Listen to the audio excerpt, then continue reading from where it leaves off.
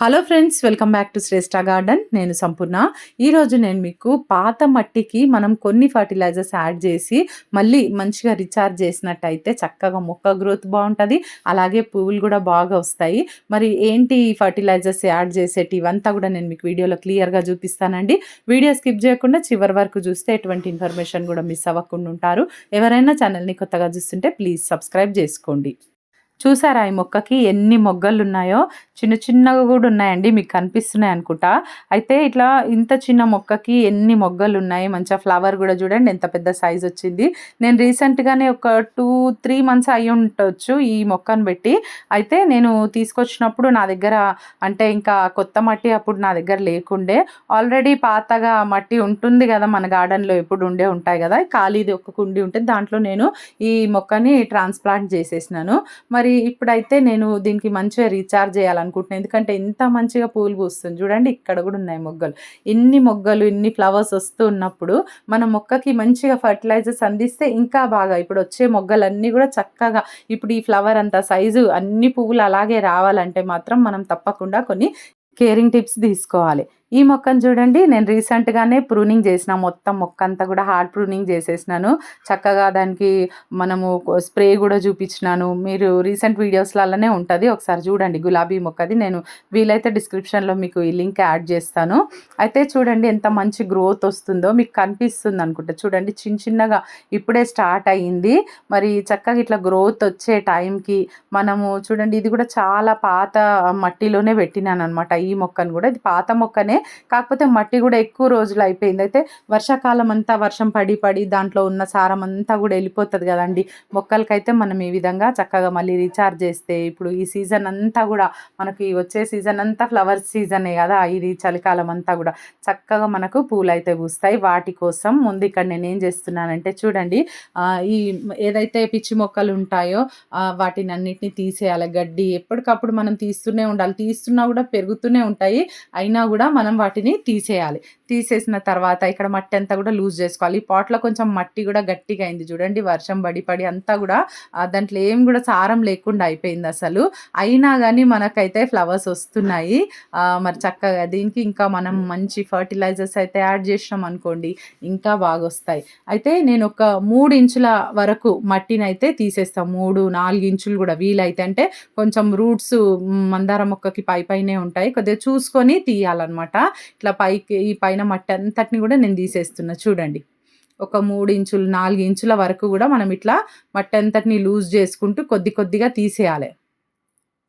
చూడండి అదిగోండి రూట్స్ కనిపిస్తున్నాయి కదా, మందార మొక్కకి పైకి ఉంటాయండి, చూసుకోండి, మీరు గమనించండి. మళ్ళీ వాటిని అంతా మనము డిస్టర్బ్ చేయొద్దు రూట్స్ని.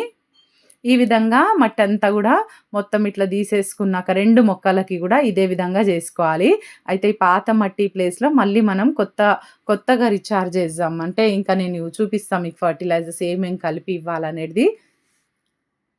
చూడండి ఈ విధంగా తీసేసి ఇంకా నేను ఈ మొక్కకి ఇప్పుడు ఏదైతే గులాబీ మొక్క నేను ప్రూన్ చేసినానని చెప్పినాను కదా, ఆ మొక్కకైతే ఒక రోజు అంతా కూడా ఎండలో పెట్టేసి చక్కగా పసుపు నీళ్ళు ఇచ్చి మరి చక్కగా అట్లా మనము మొక్కని రెడీ చేసుకోవాలి. తర్వాత ఇప్పుడు ఈ ఫర్టిలైజర్ ఇస్తున్నానండి, ఫస్ట్ ఫర్టిలైజర్ ఇది. మొక్కను మనం మొత్తం ప్రూన్ చేసిన తర్వాత మీరు ఆ వీడియోని తప్పకుండా చూడండి, మీకు కూడా కొంచెం ఐడియా వస్తుంది ఎట్లా చేసుకోవాలో మొక్కలకి. మళ్ళీ సీజన్ అంతా కూడా ఫ్లవర్స్ మంచిగా రావాలంటే మీకు కూడా ఐడియా ఉంటుంది. ఈ విధంగా మట్టి అంతటిని తీసిన తర్వాత ఇక్కడ నేను ఇక చూడండి ఇంత మట్టి తీసిన మొత్తము. ఇప్పుడు ఈ ఫర్టిలైజర్స్ ఇస్తున్నా చూడండి. ఇవేంటి అంటే ఇది బోన్ మీల్, ఓకేనా, బోన్ మీల్ ఆర్గానిక్ ఫర్టిలైజర్స్ అండి అన్నీ కూడా. ఇది నీమ్ కేక్ ఇది వేపపిండి. నెక్స్ట్ ఇది వచ్చేసి సీవీడ్ ఫర్టిలైజర్, ఇది సీవీడ్ గ్రాన్యూల్స్ ఫామ్లో మనకు దొరుకుతుంది కదా అది. నెక్స్ట్ ఇది ఎప్సమ్ సాల్ట్, ఓకేనా. ఈ 4ంటిని కలుపుకోవాలి మనము.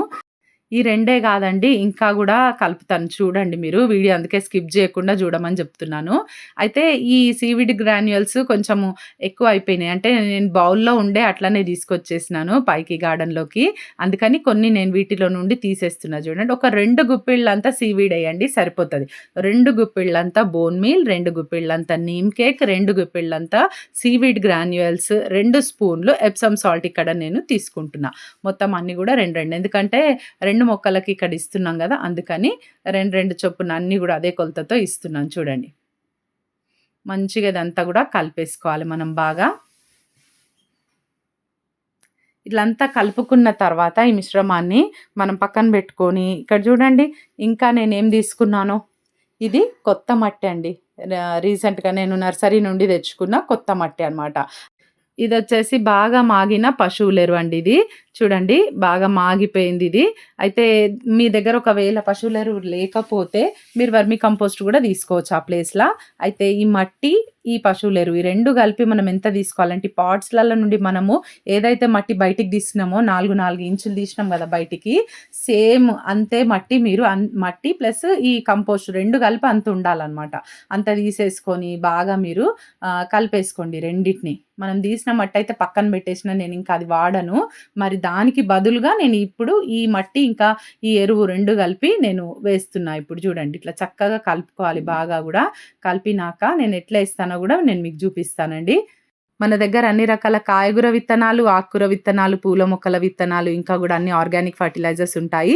మీకెవరికైనా గావాలంటే స్క్రీన్ మీద కనిపిస్తున్న నంబర్‌కి మీరు వాట్సాప్ మెసేజ్ చేస్తే నేను మీకు సీడ్స్ కేటలాగ్ పంపిస్తాను. మీరు ఆర్డర్ చేసుకోవచ్చు. ఇక్కడ చూడండి ఫస్ట్‌గా ఒక లేయర్ అంతా నేను ఇక్కడ మట్టి, ఎరువు 2 కలిపింది మాత్రమే నేనేస్తున్నా. చూడండి. ఈ విధంగా ఏసిన తర్వాత చుట్టూరా మొత్తం ఒక 4 గుప్పిళ్ళేస్తే మొత్తం ఒక లేయర్ వచ్చేసింది. తర్వాత ఇప్పుడు మనం ఈ ఫర్టిలైజర్ ఏదైతే కలిపి పెట్టుకున్నామో బోన్ మీల్, నీమ్ కేక్ అంతా కలుపుకున్నాం గదా!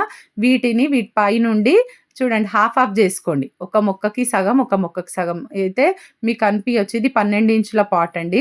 ఇంత ఫర్టిలైజర్ ఎక్కువ అయితదేమో అని మీకు అనిపియొచ్చు. కాకపోతే మనం ప్రతి 15 డేస్ చేసేటప్పుడు ఇంతింత ఫర్టిలైజర్ ఇవ్వము. ఓన్లీ ఒక గుప్పెడు, 2 గుప్పెళ్ళు అంటే ఆ సైజ్‌ని బట్టి, ఆ ఫర్టిలైజర్‌ని బట్టి మనం ఇస్తూ ఉంటాము. ఇప్పుడైతే నేను మొక్కను మళ్ళీ రీచార్జ్ చేయడానికి కొత్త మట్టితో కలిపి ఇస్తున్నా. అంటే మళ్ళీ మనం కంప్లీట్‌గా ఒక మొక్కను కొత్తగా పెడుతున్నట్టే. ఇంకా అంటే మనం పాత మట్టి మొత్తం రూట్స్ నుండి తీసి మొక్కను పాడు చేసుకోకుండగా ఈ విధంగా చేసుకుంటే మనకు మంచిగా మళ్ళీ గ్రోత్ అనేది మళ్ళీ రీచార్జ్ అయితది. మీరు ఒక నెల వరకు మళ్ళీ ఏ ఫర్టిలైజర్స్ కూడా ఇయ్యనక్కర్లేదు. ఓకేనా? సగం ఆ మొక్కకి ఇచ్చిన, సగం ఈ మొక్కకి ఇచ్చేసిన చూడండి. ఇంకొక నెల వరకు మీరు ఎటువంటి ఫర్టిలైజర్ ఇయ్యకండి. 1 మంత్ తర్వాతనే మళ్ళీ మీరు వర్మి కంపోస్ట్ గానీ ఇంకేమేమి ఇస్తామో ఫర్టిలైజర్స్ రెగ్యులర్‌గా ఇచ్చేటియి అవన్నీ కూడా ఇవ్వచ్చు. ఓకేనా? ఇట్లా ఫర్టిలైజర్ మొత్తం ఇచ్చిన తర్వాత ఈ మిగిలిన మట్టిని పైనంతా కూడా కవర్ చేసేసేయాలి. 2 మొక్కలకి కూడా చూడండి. ఫస్ట్ 4 గుప్పెళ్ళే ఏసుకున్నాము. ఇంకొంచెం మట్టి, ఎరువు మిగిలింది ఉండే గదా! అది మనం ఈ బోన్ మీల్, నీమ్ కేక్ కలిపింది వేసుకున్న తర్వాత మళ్ళీ ఒక మీద లేయర్‌గా ఈ మట్టి నెక్స్ట్ పశువుల ఎరువు కలిపేసి నేనేసేసిన చూడండి ఇట్లా. మొత్తం గూడా ఈ విధంగా కవర్ చేసేసుకోవాలి. చాలా బాగుంటదండి. మంచి గ్రోత్ ఉంటది మొక్కలకి. మంచిగా పూలు గూడా బాగా పూస్తాయి. ఇదండి ఈరోజు వీడియో. మీకు ఇన్ఫర్మేటివ్‌గా ఉందనుకుంటున్నాను. నచ్చితే ఒక లైక్ చేసి ఛానల్‌ని సబ్స్క్రైబ్ చేసుకోండి. పక్కనే ఉన్న బెల్ ఐకాన్ క్లిక్ చేయండి. వీడియో పెట్టగానే నోటిఫికేషన్ వచ్చేస్తది. ఈ వీడియో ఎట్లుందో తప్పకుండా కామెంట్ చేయండి. Thank you.